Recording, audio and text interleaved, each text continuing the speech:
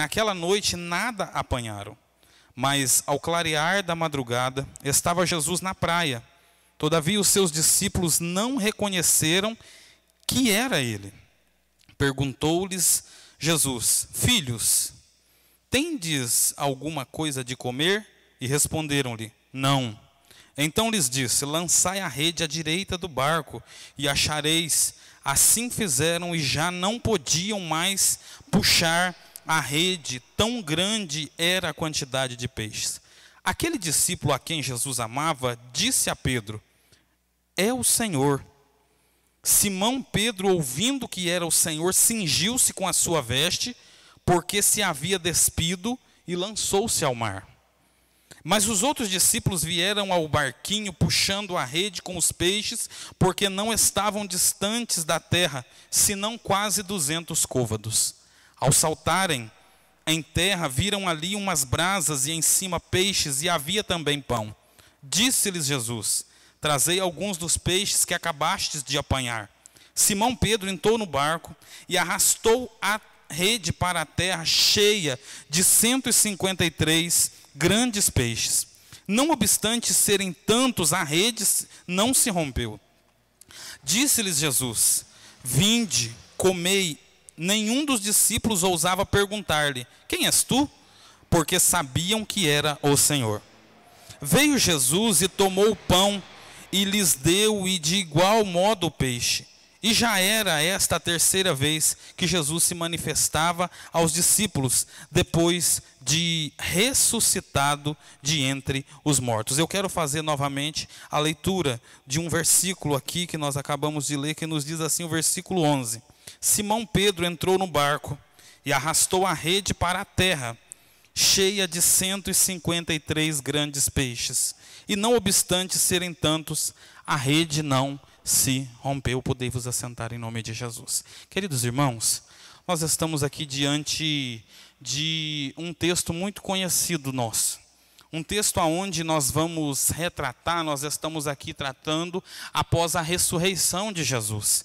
Jesus já havia cumprido aquilo que proferira o profeta Isaías, no capítulo de número 53, quando Isaías proferira que ele fora levado como uma ovelha muda ao matadouro, e que mesmo não tendo culpa, Jesus ele foi até a cruz do Calvário e morrera pelos nossos pecados. Mas nós conhecemos a trajetória da história, que diz-nos assim que para que houvesse remissão de pecados, para que houvesse um verdadeiro perdão da humanidade, necessário era o derramamento de sangue. O escritor aos Hebreus ele chega a dizer assim, que sem derramamento de sangue é impossível se haver expiação, se haver purificação de pecados.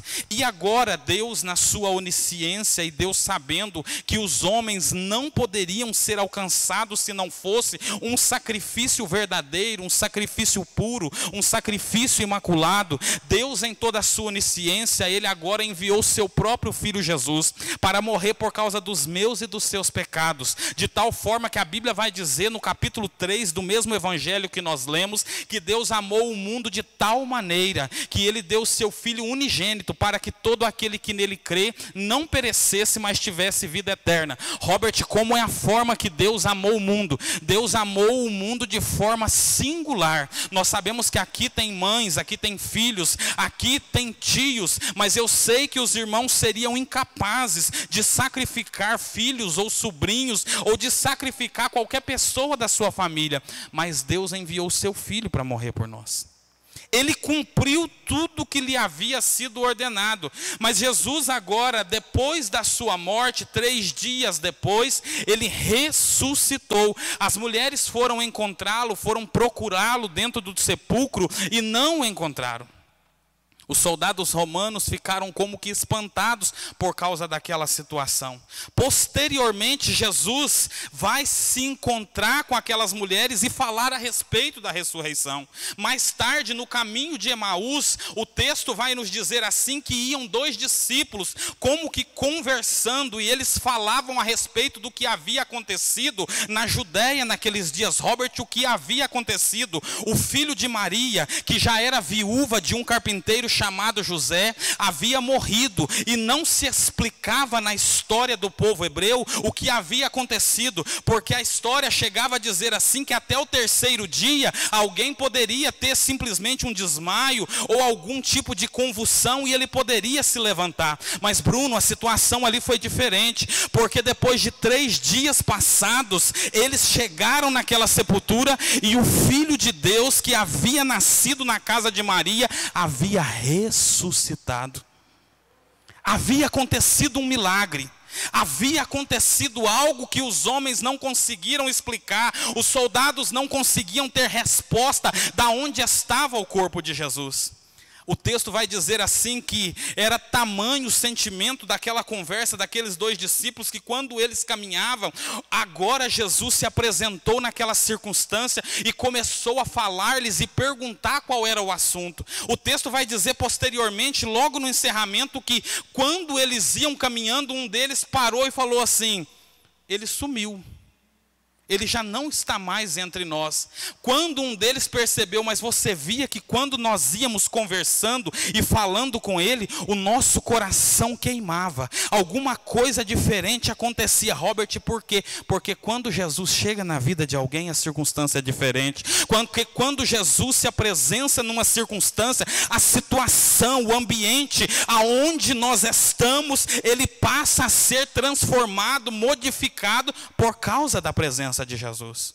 Nós acabamos de ouvir o nosso irmão Gabriel dizer que quando Jesus se pôs de pé na circunstância, sendo convocado pelos discípulos, alguma coisa nova aconteceu. A tempestade teve que ir embora, a escuridão teve que parar, o barco parou dentro da água porque Jesus se manifestou.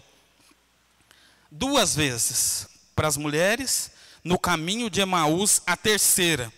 A Bíblia diz assim que depois de todas estas coisas, Jesus agora se manifesta uma terceira vez. Robert, aonde Jesus, ele se manifestou, o texto que nós lemos vai dizer assim que agora os discípulos de Jesus, Pedro, Tomé, os filhos de Zebedeu, Tiago e João, agora estavam dentro de uma embarcação. Robert, o que eles estavam fazendo ali? Eles haviam perdido aquilo que eles mais colocavam a sua esperança, aonde eles depositavam a sua fé. Quem era? O grande líder chamado Jesus havia morrido.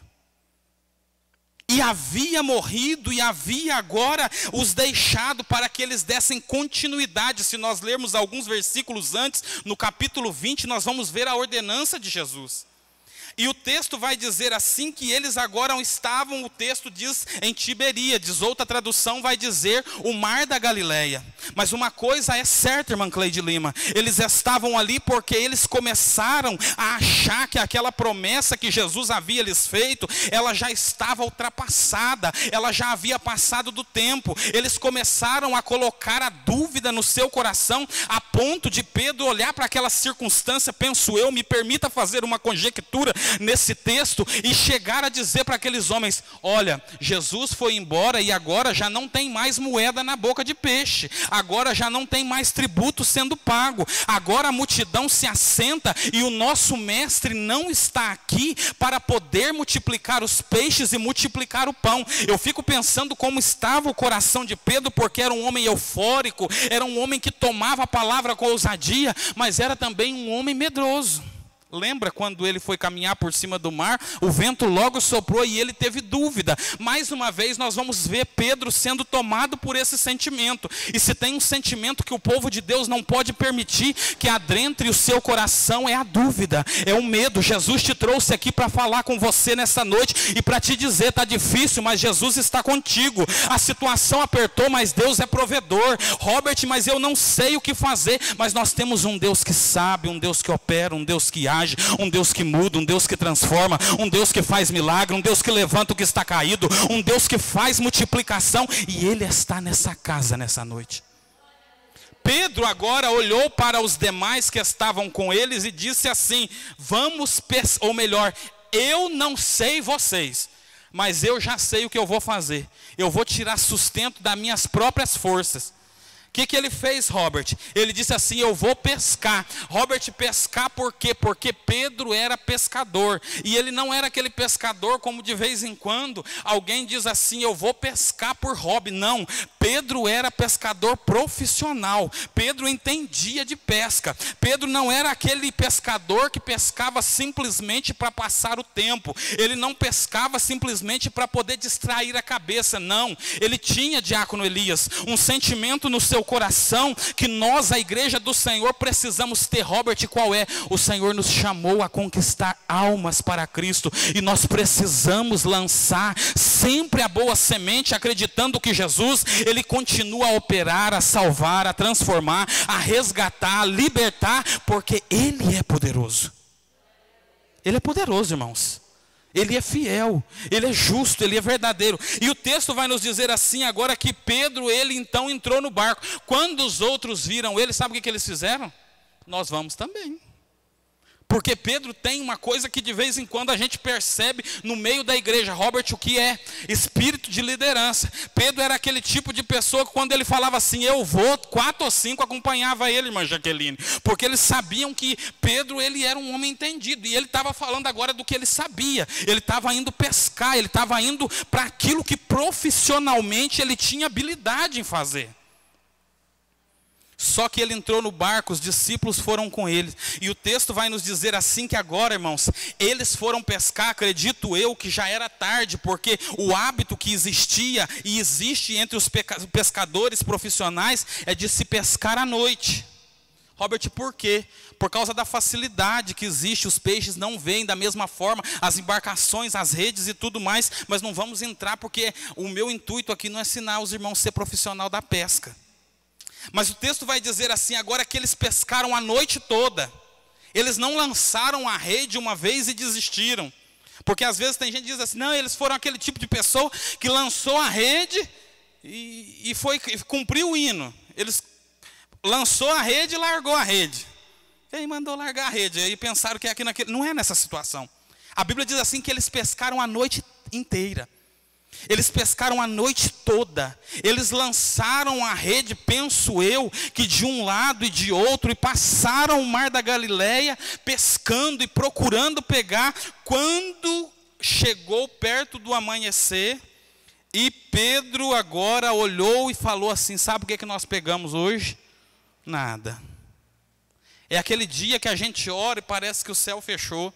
É aquele dia que a gente pede Jesus para fazer um milagre na nossa vida e alguém para falar conosco e a gente ainda encontra uma correção, a gente ainda encontra uma palavra que parece que machuca a nossa alma. É aquele dia que a gente fala assim, eu vou procurar solução lá na prefeitura, eu vou procurar nas autoridades e a gente chega lá e não tem resposta. Parece que o céu fechou, parece que o mar só é bravio, parece que o mar naquele dia estava como para aqueles discípulos. Robert, como estava o mar naquele dia? O mar não estava para peixe.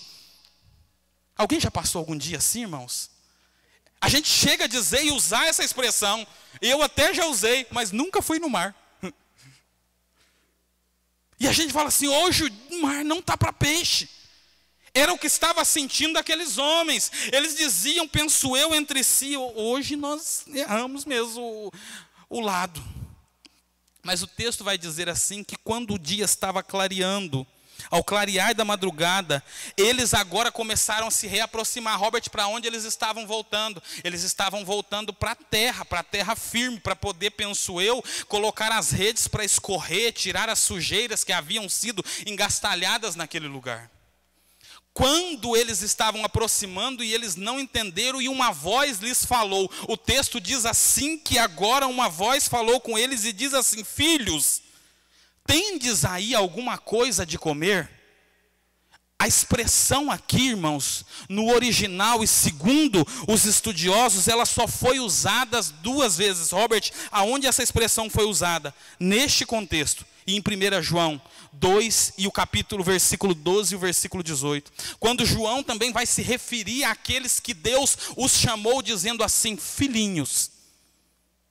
E os irmãos sabem isso aqui.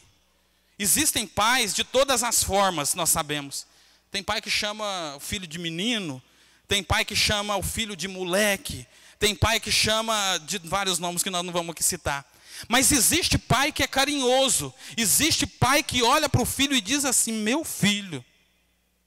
Existe pai que olha para o filho e quando ele vê, mesmo sendo aquele moção grande, já adolescente, ele diz assim: meu filhinho.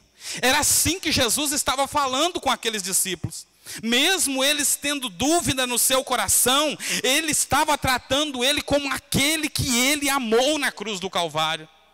É assim que Jesus fala conosco em todo momento da nossa vida. Nós podemos passar o que for, nós podemos enfrentar qualquer circunstância da nossa vida, mas Deus, o nosso Senhor Jesus Cristo, Ele continua a olhar para mim e para você e dizer assim: filhinho, filhinha, Ele tem uma obra muito grandiosa na nossa vida e nós precisamos entender isso na nossa vida. E Ele disse assim: tendes alguma coisa de comer? E eles responderam assim: não. A resposta dos discípulos foi verdadeira. Quando agora o texto vai chegar a nos dizer assim, então, que Jesus, Ele não mandou que eles chegassem, Ele não mandou que eles viessem, Ele simplesmente falou com eles assim, ó: lançai agora a rede à direita do barco. A ordenança agora de Jesus foi para que eles voltassem a pescar. A ordenança de Jesus agora é para que eles fossem outra vez. E eu fico pensando se fosse aquele tipo de gente, como nós vemos nos nossos dias. É aquele tipo de pessoa que o pastor fala assim: irmão, eu sei que você deve estar cansado, mas venha nos ajudar. Nós estamos precisando de alguém na portaria. Fala: não, pastor, isso aí não, isso aí é para outro. É aquele tipo de pessoa que você fala assim: nós precisamos fazer um trabalho na igreja, nós precisamos de você. Fala: não, conta com outro, irmão, comigo não. O dia de sábado meu é sagrado. É quase adventista. E nós precisamos entender que quando Jesus ele fala alguma coisa conosco, irmão, é porque Ele tem algo a operar, Ele tem algo a fazer, Ele tem algo a trabalhar na nossa vida. E Deus, nós já ouvimos essa expressão muito, não é minha, mas alguém disse assim, que Deus, Ele não pede, o que Ele faz? Ele manda. E agora os discípulos, tendo ouvido aquilo, eles mais que depressa deram um contorno no barco, entraram outra vez por Tiberíades ou mar da Galileia, e eles então começaram a andar.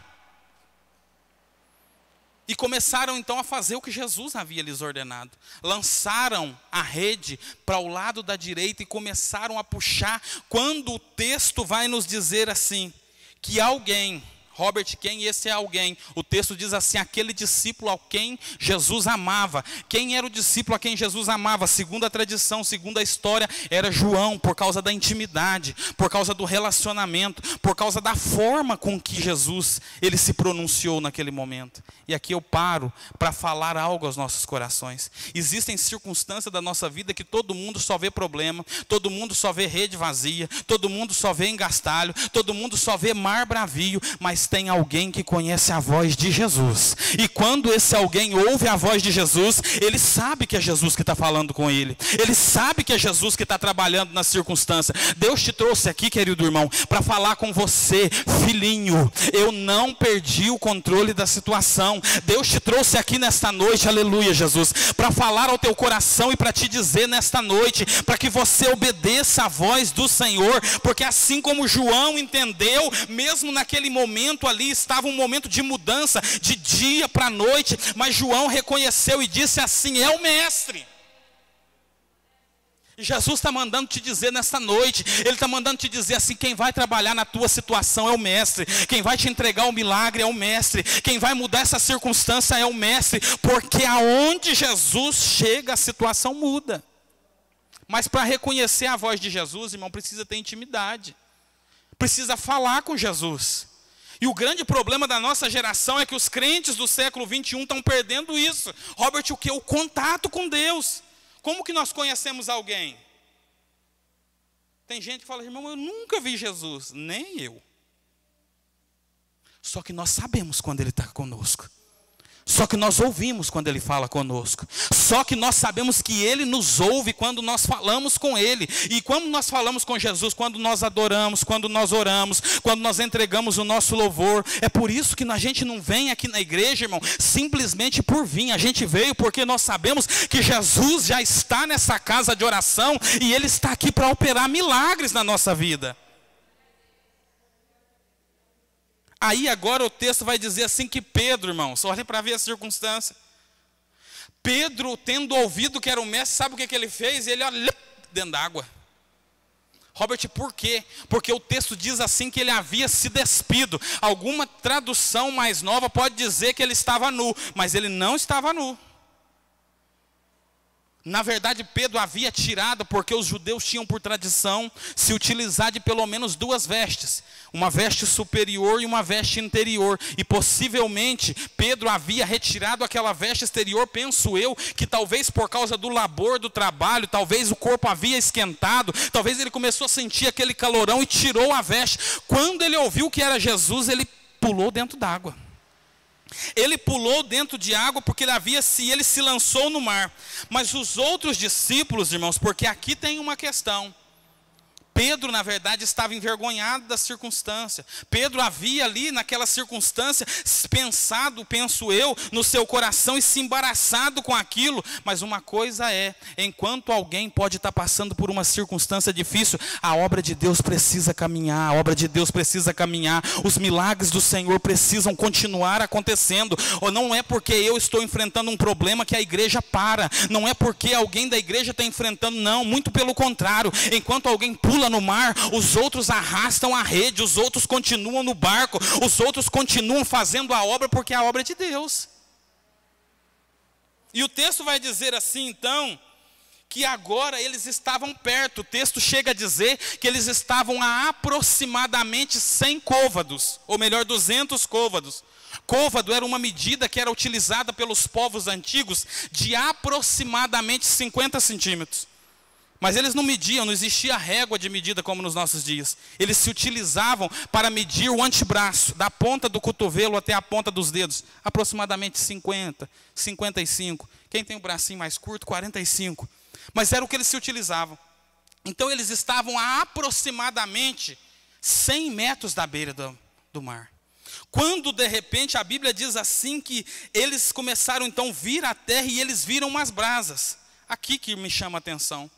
Eles estavam puxando a rede quando eles estavam de dentro do barco e olhando lá do lado de fora, e o texto vai dizer assim que estavam ali brasas e acesas, irmãos.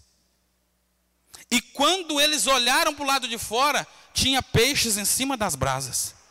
Sabe o que significa isso? Me permita aqui fazer uma aplicação desse texto às nossas vidas. Talvez a circunstância da tua vida, o problema que você está enfrentando, você não vê mais solução, você não vê mais uma forma da circunstância mudar. Mas eu quero te dizer, Jesus está trabalhando e continua trabalhando também. Porque quando você menos esperar, quando você estiver no labor diário, como aqueles discípulos estavam, enxergando já o milagre do lado de fora, Deus trouxe alguém aqui nessa noite para falar o teu coração e para dizer para você nessa noite, você olhou para essa circunstância, você não vê saída, você não vê transformação, você está nos acompanhando e você precisa de um milagre de Deus, mas Deus manda te dizer assim, você vai muito em breve ver o milagre que eu tenho para fazer na tua vida. Muito em breve você vai enxergar o que eu tenho a fazer na tua vida. Quando agora eles foram se aproximando e disse-lhes Jesus falou assim, eu quero falar uma coisa para vocês. Aqui onde eu estou tem milagre. Mas aí onde vocês estão também tem milagre. E eu quero dizer mais para vocês. Peguem do peixe que vocês mesmos pescaram e tragam alguns deles. Quando o texto vai dizer assim, que irmãos, olha aqui, presta bastante atenção no que eu vou dizer. Simão Pedro, versículo de número 11. Ele agora vestiu-se outra vez e voltou para dentro do barco. Porque Pedro havia sido chamado por Deus, ele entendia. Ele também queria vivenciar o milagre. E Pedro agora ajudou os seus irmãos a arrastarem aquela rede. A levar aquela rede para o lado de fora do mar. A levar aquela rede. Quando eles chegaram do lado de fora, e o texto vai dizer, e havia ali uma rede cheia chegando em terra, com 153 grandes peixes. Robert, qual é o significado deste texto? Segundo a teologia, irmãos, alguns historiadores chegam a dizer assim que era a quantidade de espécie de peixes que existia naquele mar, naquele lago chamado Tiberíades. E o que significa aquilo? É que o milagre de Deus, quando é feito na vida de alguém ou na vida de um povo, ele é completo. Sabe o que eu quero dizer para você que está aqui nesse culto? O que Jesus vai fazer na tua vida, ele vai transformar essa situação por completo. Ele vai entrar na tua casa e na tua família, ele vai mudar tudo isso. Deus te trouxe aqui para dizer para você, 153 grandes peixes te aguardam. Robert, o que é isso? Deus não está, irmão. A gente às vezes quer limitar o poder de Deus, o milagre, a forma com que Deus ele age na nossa vida, mas Deus ele não é simplesmente aquele Deus que faz milagre quando você tem dor de cabeça, não. Ele é o Deus também que cura da enfermidade que o médico não pode curar. Deus não é aquele simplesmente quando você sente vontade de comer alguma coisa simples, às vezes, e você não tem dinheiro, não. Deus é Deus provedor, é Deus de milagre, é Deus de abastança, é Deus de providência, é Deus de prosperidade, é Deus que abre porta onde não tem e faz milagre na vida daqueles que acreditam no seu poder. Xeramante, oramadagassúbia. Tchurimidecássia nébia. Eu estou sentindo a presença de Jesus nesta noite. E eu estou sentindo que Jesus vai fazer milagres nessa noite. Que Jesus vai operar, irmãos, em favor da nossa vida. Pessoas vão testificar do que Jesus vai fazer em nós. Aleluia, Jesus. E a Bíblia diz assim que eles foram puxando 153 grandes peixes. E a rede não se rompeu. E Jesus então disse assim, ó, vinde e comeis. E os discípulos começaram a olhar um para os outros, mas eles não tinham coragem de perguntar quem és tu. Robert, por quê? Porque eles sabiam quem estava ali, que era o próprio Jesus.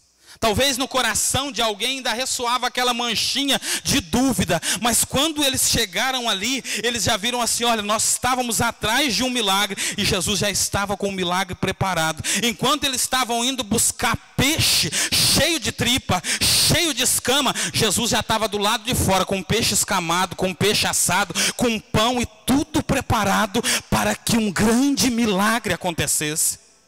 Sabe o que eu quero dizer para você nessa noite, jovem? Deus tem um milagre para a sua vida. Deus tem providência para a sua vida. Sabe o que eu quero dizer para você, irmã? Jesus tem tudo preparado que você precisa. Sabe o que eu quero dizer para você, obreiro? Continue lutando pela causa do Senhor, porque Deus, que é o provedor, que fez o milagre naquele dia, também está aqui e está dizendo para mim e para você, eu posso operar na sua vida. Aí sabe o que Jesus disse? Ele falou assim, ó, vinde e comei. E veio Jesus então e tomou o pão. E partiu o pão, irmãos. E deu àqueles discípulos. E de igual modo ele fez com o peixe. A Bíblia quando fala de pão e fala de peixe, aqui ela fala de duas coisas que nós não podemos passar. Eu já estou encerrando. Sem poder aplicar aqui a nossa vida e ao contexto de igreja. Quando a Bíblia fala de pão, ela fala de alimento, irmãos. Ela fala de palavra. Sabe o que eu quero dizer para você, naqueles momentos mais difíceis da tua vida, aqui da onde vai vir o socorro, aqui da onde vai vir a providência, aqui da onde vai vir a resposta, aqui da onde vai vir a transformação, aqui da onde vai vir aquilo que você tanto espera de Deus. Robert, o que eu preciso é que alguma circunstância difícil no meu lar, ela se mude, você não sabe, por isso que você está pregando, é por isso mesmo, é porque essa palavra muda, é porque essa palavra transforma, é porque essa palavra ela é justiça, ela é juízo. A Bíblia chega a dizer assim, Isaías, salvo engano, ele disse assim, ela é como um martelo que esmiuça a penha. Não há circunstância dura, não há circunstância difícil que o Senhor não possa mudar. O que é que nós precisamos fazer para alcançar? Crer. E essa já era a terceira vez que Jesus estava se manifestando. Eu paro aqui e convido você a se colocar de pé nesse momento. Enquanto a nossa irmã Rebeca se prepara para adorar o nome de Jesus. Eu quero fazer uma oração junto com os irmãos nesta noite. E eu tenho uma palavra de Deus para os nossos jovens nesta noite. Hoje, irmãos, era mais ou menos umas 4:30 da manhã. Eu tive um sonho. E eu sei que esse sonho não foi um sonho comum. E na verdade, irmãos, no meu sonho eu estava pescando. Só que a minha pesca não era profissional. Inicialmente a pesca era aquela pesca para poder esparecer a cabeça. E o irmão Cícero estava junto na pesca. Quando eu peguei assim, e a gente não ia pescar naquele lugar. E eu estava com um murinete assim, um pedacinho de linha, e eu levei assim. E o peixe pegou e eu tirei ele para fora. E tirei o peixe, quando de repente o murinete caiu para dentro da água. E eu pulei atrás. E quando eu cheguei, irmãos, assim na beirada do barranco, assim com o murinete na mão, que eu olhei, estava cheio de peixe. E os peixes começaram tudo a pular assim para o lado de fora do barranco. E Deus falou comigo, e eu quero aqui, mediante essa palavra, dizer para vocês, jovens, nós precisamos pregar nessa cidade. Nós precisamos, irmãos, levar a palavra de Deus, porque Jesus quer nos usar para conquistar almas para Cristo. Nós precisamos pregar para a nossa família, irmãos, porque já é a última hora. Muito em breve Jesus virá buscar a sua igreja e os nossos familiares não podem ficar aqui. Vamos orar nesse momento. Senhor, eu preguei a tua palavra, meu Deus, e eu quero te agradecer. Eu quero te louvar, Senhor, e pedir-te, ó Deus, que o Senhor nos ajude. Senhor, pessoas que estão aqui nesse culto de sexta-feira, meu Deus, e que precisam de um milagre, precisam de providência. Pessoas que o Senhor falou, meu Deus. Meu Deus, aqui existem jovens que o Senhor os chamou. Meu Deus, assim como o Senhor chamou Pedro, meu Pai. Nós estamos vivendo um dia onde as pessoas já não querem, meu Deus, fazer a tua obra. Outros querem fazer, meu Deus, por causa daquilo que podem ganhar. Outros simplesmente por causa da fama, do sucesso, mas o Senhor ainda é um Deus de providência. O Senhor ainda é um Deus que tem, meu Pai, compromisso em, meu Deus, buscar, meu Pai, toda espécie de pessoas e de almas que estão afastadas da tua presença, assim como naquele dia, aqueles 153 grandes peixes representava. Senhor, abençoa a vida destes jovens, a vida destas irmãs, meu Deus, a vida dessas mães de família que precisam de um milagre do Senhor, meu Deus, dos obreiros que aqui estão, os que estão em casa. O Senhor é Deus de milagre, o Senhor é Deus fiel e poderoso, e eu quero te agradecer por tudo que o Senhor tem falado conosco. Senhor, nos ajuda a ter, meu Deus, meu Pai, a esperança, meu Pai, para que nós possamos, Jesus, ter um relacionamento como, meu Deus, Salomão, meu Pai, ele tinha com aquela mulher sunamita. Que a igreja também tenha relacionamento com o Senhor, como nós ouvimos nesta noite.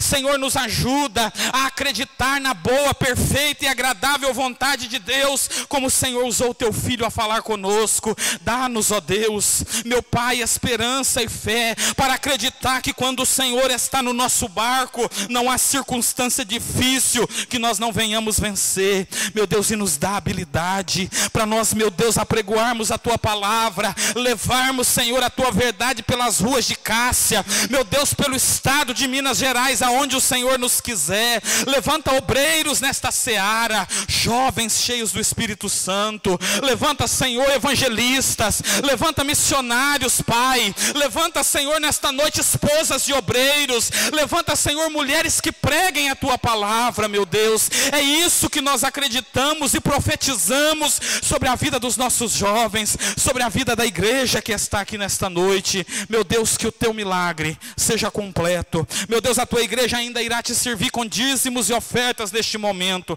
Abençoa aqueles que têm sido fiéis à tua obra, em nome de Jesus. Em nome de Jesus. Os irmãos podem se assentar.